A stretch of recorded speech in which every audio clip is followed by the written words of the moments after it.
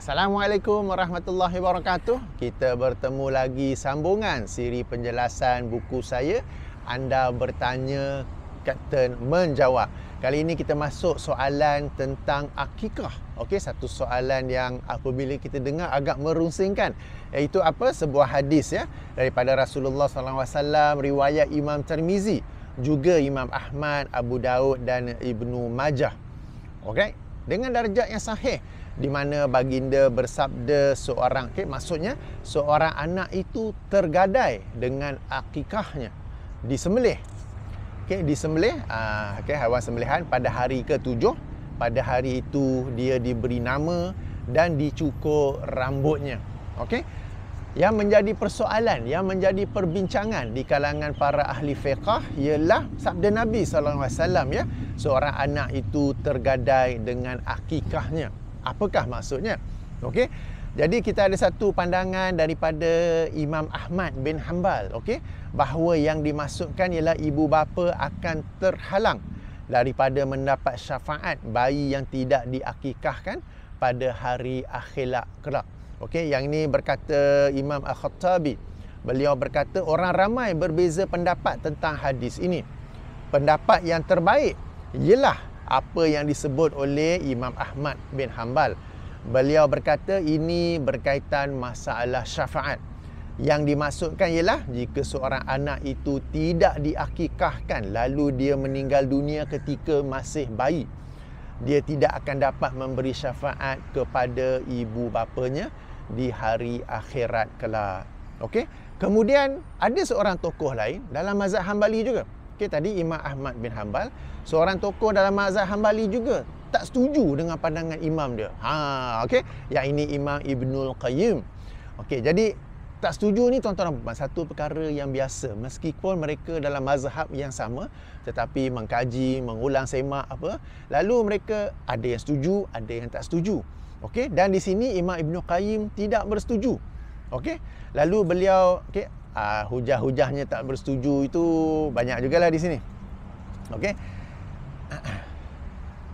Dan beliau beliau berkata bahawa seorang anak itu berhujah dengan ayat 33 surah Luqman yang bermaksud wahai manusia bertakwalah kepada Tuhanmu dan takutilah satu hari yang pada hari itu seorang bapa tidak dapat menolong anaknya dan seorang anak tidak dapat menolong bapanya. Lalu dia berhujah bahawa memang pada hari akhirat ni anak tak boleh tolong bapa.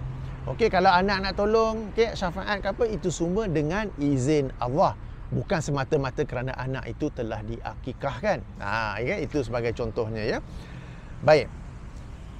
Ada juga para ulama lain yang cuba memberi penafsiran yang lain ya. Ada yang berkata memandangkan tergadai bermaksud terikat ataupun tertahan. Maknanya hadis itu bermaksud seorang anak itu terikat dengan gangguan syaitan sehinggalah dilakukan sembelihan akikah. Okey. Pandangan lain pula berkata seorang anak tertahan dari pelbagai kebaikan dalam kehidupannya sehinggalah dia diakikahkan. Pendapat lain pula berkata seorang anak akan tertahan daripada berbuat baik kepada ibu bapanya sehinggalah diakikahkan. Demikian beberapa contohnya ya. Okay, saya sendiri membuat kesimpulan di sini. Saya bacakan, setelah mengkaji pelbagai pendapat ilmuwan tentang hadis seorang anak itu tergadai dengan akikahnya, saya dapati semuanya adalah ijtihad peribadi yang masih terbuka kepada kritikan dan perbahasan.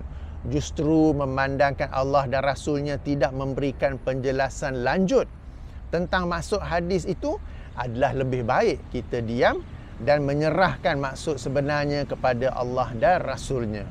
Setidak-tidaknya hadis tersebut memberi penekanan kepada hukum akikah sehingga ia tidak sekadar sunat yang biasa-biasa tetapi sunat muakkadah, yakni sunat yang amat dituntut. Okey. Ringkasnya kalau kita kaji tentang hadis tersebut, memang ada banyak para ulama yang cuba memberi penjelasan dan penjelasan itu terbuka kepada kritikan dan perbahasan lanjut. Okey, sebab masing-masing cuba untuk memberikan penjelasannya. Tapi apa yang benar ialah kita menahan diri daripada komen lanjut. Cuma hadis itu memberi penekanan untuk melakukan akikah bagi sesiapa yang mampu. Okey, yang Jangan tak mampu. Kenapa tak mampu? Tapi duit habis duk isap ukur.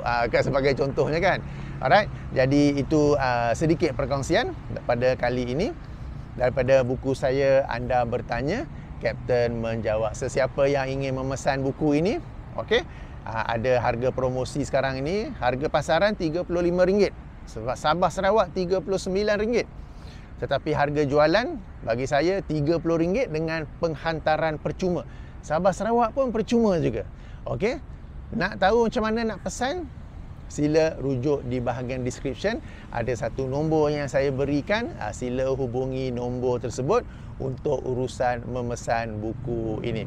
Baik, moga-moga bermanfaat. Subhanakallahumma wa bihamdika, asyhadu an la ilaha illa anta, astaghfiruka wa atubu ilaika. Assalamualaikum warahmatullahi wabarakatuh.